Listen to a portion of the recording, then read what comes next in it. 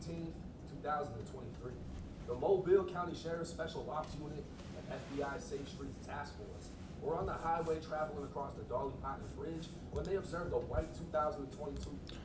Yo, what's poppin', man? Hey, welcome back to the channel, man. I've been noticing a lot of people commenting on my recent videos with 1090 Jake. Listen, man, if y'all back and y'all watching again, understand that I'm doing reactions to his videos. You know what I'm saying? I'm using the thumbnail for my own creative rights. You feel me? But I just wanted to address that real quick. Without further ado, let's get into this video. I've been waiting to see this. He just dropped it, so yeah, let's get it. Cadillac Escalade with Texas plates traveling in the left lane. Passing the task force officer and special agent, it would appear the Escalade was traveling too close to the vehicle in front of it. Remaining in the left lane, along with the blacked out window tints, would give two reasons why the Escalade could be pulled over. A traffic stop was performed on the Escalade at exit 22 in Creola on the off-ramp. Due to the tint of the vehicle, the driver was asked to exit and come back to the deputies.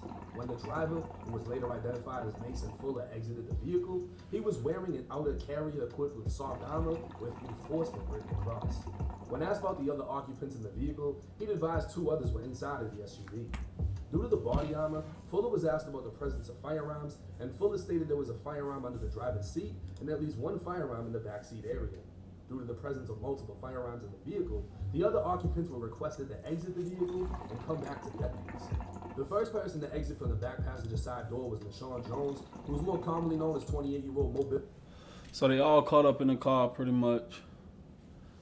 Shit look like it's about to go down. Sound like it's about to go down. Most likely it's about to go down. You know what I'm saying? So another case of niggas in the system. Rapper Honeykomb Brazy. The next person to exit was Miguel Hall. The vehicle would be cleared for officer safety, and deputies quickly noticed a strong odor of marijuana emitting from the vehicle. Oh man. A criminal history check would be conducted on all three men. Honeykomb Brazy and Miguel Hall were both prohibited to possess firearms. Brazy had been convicted of robbery, assault, possessing a firearm, and marijuana, while Hall had been convicted of burglary, organized criminal activity, fraud, and evading arrest. Due to the reported presence of firearms and the odor of marijuana in the vehicle, a probable cause search was performed. Under the driver's seat lay the 9mm handgun that was within the immediate reach of what the driver Fuller had been sitting. Under the third row seat and within immediate reach and control of Brazy and Hall was a 5.56 AR pistol. On the ashtray was a partially smoked blunt, and inside of the seat pouch behind the front passenger seat, only in the immediate reach and control of Brazy, was a liquid medicine bottle with the label ripped off. The word promethazine could be made out of the destroyed label. Laying on the front passenger seat was a bulletproof vest with hard plates. While searching the center console of the vehicle, the task force officer located a hidden compartment, which would be confirmed later at the FBI garage by applying power to the device. Yo. So y'all got two guns in the car, half smoked blunt, and a body armor. Like when I say it like that, it sounds funny to me, but that's crazy. You know what I'm saying? It's crazy, a crazy situation that had to happen, where they got caught up in this situation. That's wild.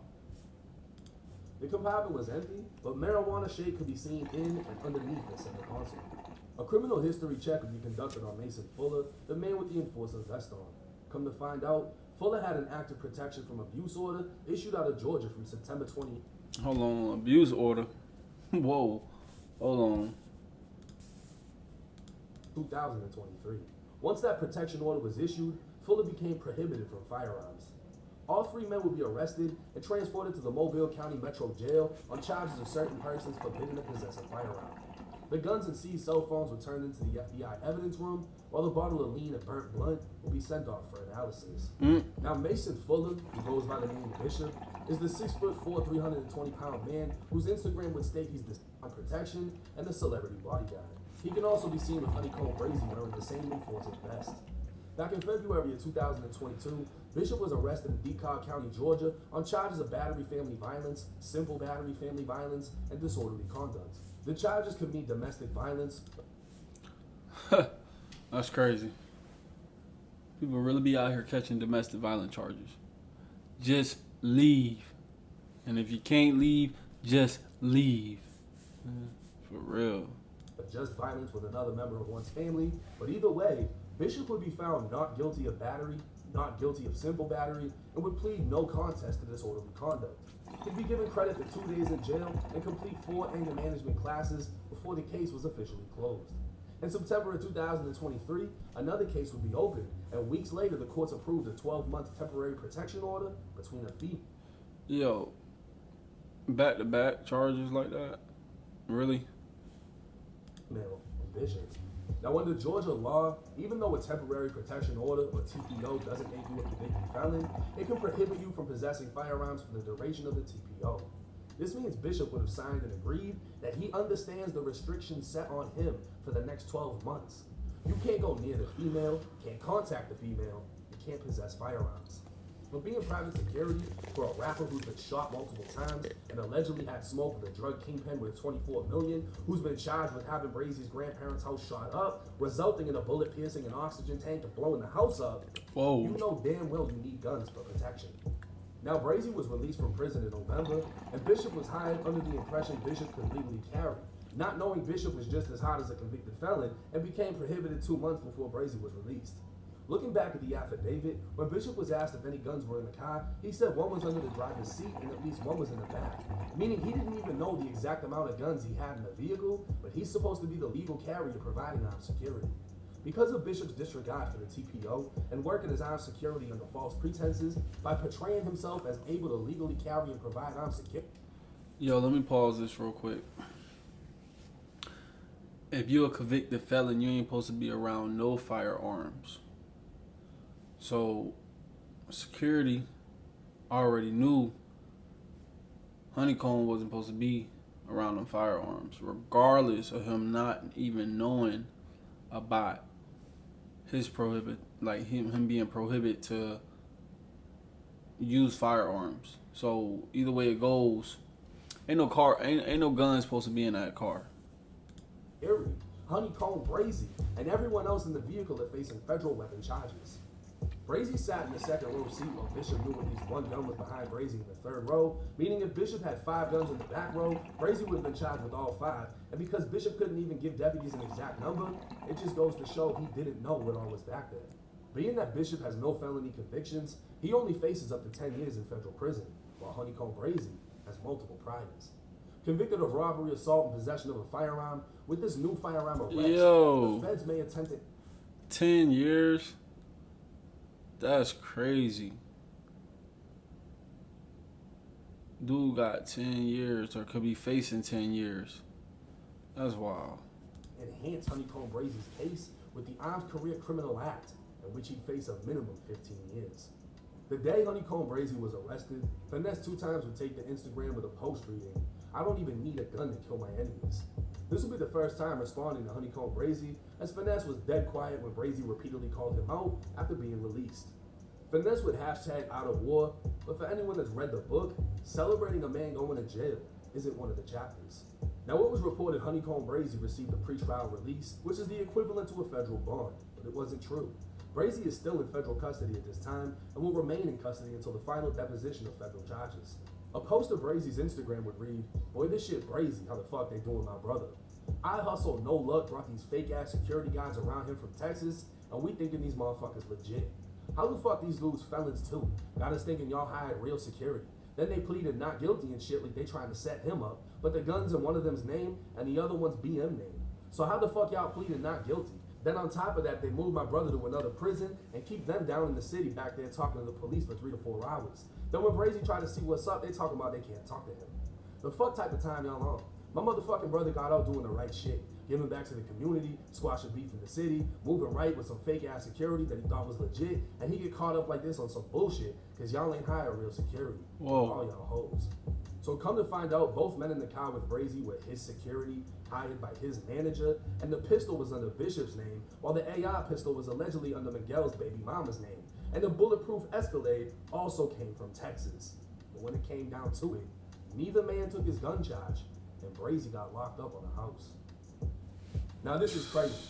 As everybody fucking knows, the hottest topic out right now is BG, and in the BG case, we broke down how in both of BG's cases, 2 of them, he had a fall guy. This wasn't hired security. This was someone that's gonna take the rap for the shit with either no criminal history or a small criminal history or whatever. He's just gonna break him off on some money. He had a fucking fall guy.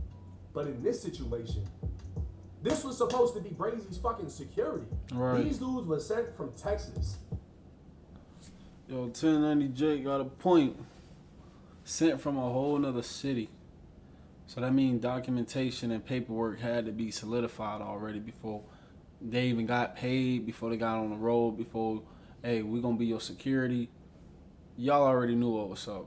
So for him not to know that his license was jacked up the way it was, I don't know, man. That's crazy. But 1090 Jake got a point. Y'all know who Brazy's under. They get sent from Texas. They give him the bulletproof Escalade. They give him 2 security guards.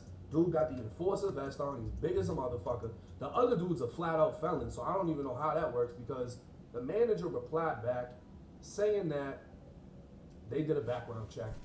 Whatever. They didn't know that this guy had a restraining order. Whatever the situation is, he's gonna say what he's gonna say. Brazy's gonna say what Brazy's gonna say. But at the end of the fucking day, neither one of those guns was Brazy's. One's in the 3rd row seat. Brazy could have not known that motherfucker was there because Bishop didn't even know how many guns were in the back. And then the other guy is a convicted felon. The other security, Miguel, is a convicted fucking felon. Right. Now what's fucked up is this is more constructive possession than anything. Brazy wasn't actually possessing it, but it was near him. It's the equivalent of you sitting in the right seat, someone sitting in the left seat, the gun is in the middle, the police are looking at you. But whose gun is it? Nobody says nothing. Well, both of y'all are getting locked up for the shit. And both of y'all are felons, both of y'all are fucked now. But what's crazy is... That's very true.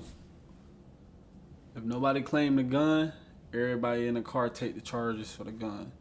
That's just how it is. So, y'all be mindful with these firearms, these guns that y'all toting around.